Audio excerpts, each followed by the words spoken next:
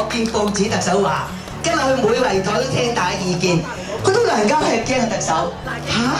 嫻姐你請特首嚟啊？我係啊，你成日同我咁多嘢磨，乜同我特首講下啦我。香港有今日呢個發展咧，其實都係各位在座嘅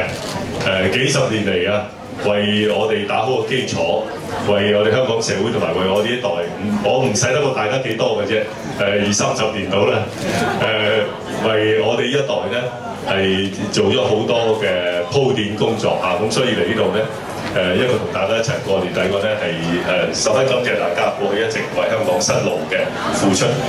我亦都希望特首喺個成個團隊裏邊能夠關顧我哋今日嘅對象係65歲獨居嘅長者，多數都係清貧嘅。不過咧，佢哋活得好開心，因為社區下大家生活都開心。不過，畢竟係啲窮嘅長者，或者有啲遇到好多人身上一啲困擾嘅問題。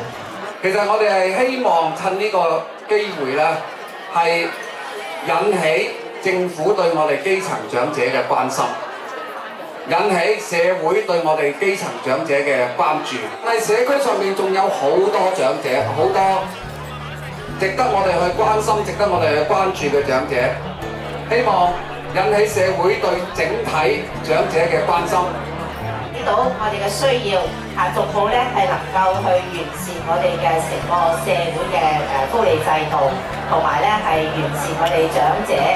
退休嘅問題。咁希望咧我哋喺呢65年